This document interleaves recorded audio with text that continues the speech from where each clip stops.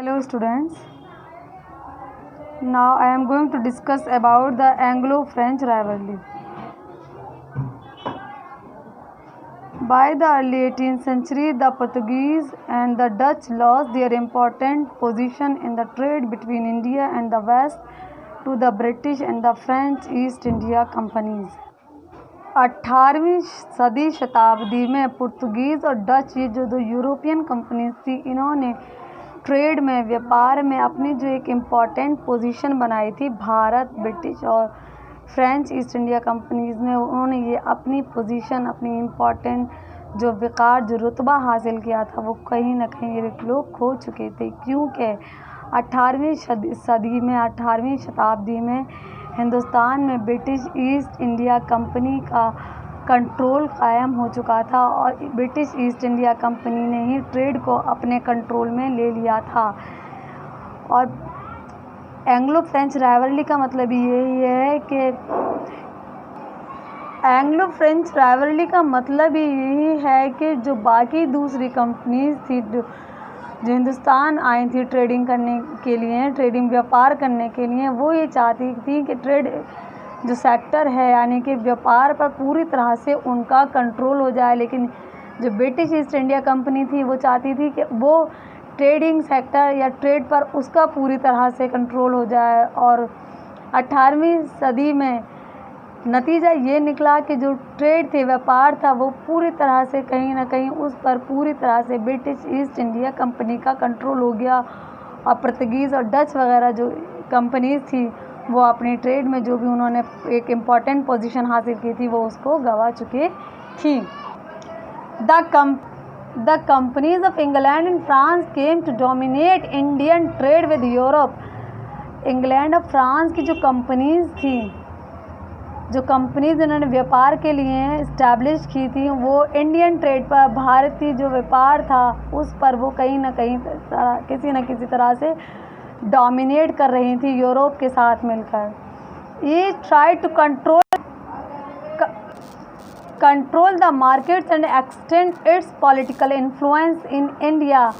हर एक इसी कोशिश में था, वो ये चाहता था कि जो भारतीय मार्केट हैं, बाज़ार हैं, वो उनके कंट्रोल में चले जाएं और Hindustan and extend its political influence, और यानी कि जो हमारे सियासी मैटर्स हैं, जो एडमिनिस्ट्रेटिव टास्क हैं, उस पर भी उनका कंट्रोल हो जाए। पॉलिटिकल इन्फ्लुएंस का मतलब ये है कि जो यूरोपियन कंपनीज थी वो ये चाहती थी कि भारतीयों के पॉलिटिकल मैटर्स भी उनके अंडर में चले जाएं, पॉलिटिकल मैटर्स को भी वही कंट्रोल करने लगे, एडमिनिस्ट्रेटिव टास्क जो भी हैं वो भी वो अपने अंदर, अपने कंट्रोल में लेना चाहते थे। This led to Anglo French rivalry both in India and in Europe. और इसी चीज़ ने एंग्लो फ्रेंच राइवलरी की बुनियाद डाली भारत और यूरोप दोनों में। That led to a series of war. और इस एंग्लो फ्रेंच राइवलरी का नतीजा क्या हुआ कि बहुत सारी कई जंगें हुई, जिनको हम क्या कहते हैं, जिनको कहा जाता है कार्नेटिक वॉर्स। यानी कि एंग्लो फ्रेंच राइवलरी में जो जंगें हुई इन कंट्रीज़ के बीच में, उनको क्या नाम दिया गया, Carnatic Wars. These war lasted for almost 20 years. ये जो जंगें थी ये कम से कम 20 साल तक एज इट इज़ इन देशों के दरमियान चलती रहीं। कब से कब तक? 1744 से 1763 तक, लगभग 20 साल तक ये कार्नेटिक वॉर्स चलती रहीं। Finally Britain emerge victorious in this conflict. और आखिर में क्या हुआ, जो ब्रिटेन था, ब्रिटिश था, उसको जीत हासिल हुई, प्राप्त हुई। It gradually transform its role from a trading power to an imperialist power that ruled India for nearly 2 centuries। और उसका नतीजा ये निकला, ब्रिटेन को विजय प्राप्त हुई कि जो इट ग्रेजुअली ट्रांसफॉर्म, और उसके बाद में यहाँ पर जो भी ट्रेडिंग में जो सुपर पावर थी, यानी कि जो ट्रेडिंग सेक्टर था, वो एक तरह से ब्रिटिशर्स के कंट्रोल में चला गया और सारे डिसीजन वो लेने लगे, वही हिंदुस्तान को रूल करने लगे। यानी कि लगभग 2 सेंचुरी तक उन्होंने यहाँ पर हिंदुस्तान पर हुकूमत की। यानी कि जो हमारे पॉलिटिकल अफेयर्स थे, पॉलिटिकल मैटर्स थे, वो भी उन्हीं को ब्रिटिशर्स ही कंट्रोल करने लगे। अब हम बात करेंगे इंग्लिश ईस्ट इंडिया कंपनी की। हम सब जानते हैं कि ब्रिटिशर्स ने 1600 में यानी सेंचुरी में हिंदुस्तान में ईस्ट इंडिया कंपनी कायम की थी। इस कंपनी का मकसद सिर्फ ये था कि हिंदुस्तान से जो रॉ मटेरियल है वो कम कीमत पर हासिल करना और उसको ज़्यादा से ज़्यादा प्रॉफिट में अपने यहाँ तैयार शुदा माल को ज़्यादा से ज़्यादा प्रॉफिट हासिल करने के लिए इंडियन मार्केट्स में उसको बेचना। क्वीन एलिज़ाबेथ के परमिशन के बाद ये जो फैक्ट्री थी वो भारत जो देश हमारे यहाँ एक शहर है सूरत, वहाँ पर पहली अंग्रेज़ों ने ये first east India company establish की थी। However, in 1613, on Sir Thomas Roy visit to India, they were permitted to establish their first factory.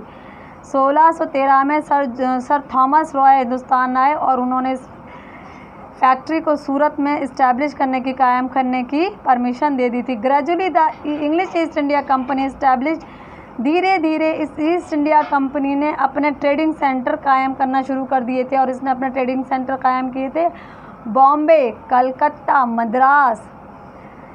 Bombay, Calcutta, Madras में इन ट्रेडिंग सेंटर्स को कायम करने की जो वजह थी वो ये थी कि यहाँ पर क्योंकि ये कोस्टल एरिया है, यहाँ से ट्रेडिंग में क्योंकि शिप के ज़रिए होती थी तो आसानी थी ब्रिटिशर्स के लिए, इसलिए उन्होंने अपने ट्रेडिंग सेंटर बॉम्बे, कलकत्ता और मद्रास में कायम किए। English settlement in factories were later establish at the Masulipatnam. इसके अलावा बात कहाँ पर हुई है कायम factories? Masulipatnam, Patna, Dhaka, Kasimbazar, fort S T. George in Madras, Bombay, Calcutta and Govindpur. ये वो सारी जगह थी जहाँ पर इन लोगों ने बाद में धीरे धीरे अपने ट्रेडिंग कंपनी फैक्ट्री इस्टेब्लिश करना शुरू कर दी थी। ब्रिटिशर्स का हिंदुस्तान आना, ट्रेडिंग को अपने कंट्रोल में लेना, सिर्फ मकसद उनका ये क्या था कि हिंदुस्तान पर हुकूमत करना, यहाँ से ज़्यादा प्रॉफिट गेन करना, रॉ मटेरियल को कम कीमत पर हासिल करना और फिर उसी रॉ मटेरियल से तैयार शुदा माल को इंडियन मार्केट्स में ज़्यादा से ज़्यादा कीमत पर बेचना।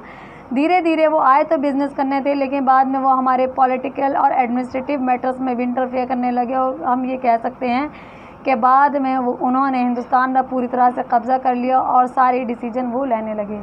तो this is all about these two topics and next topic I will discuss in my next video. Thank you very much.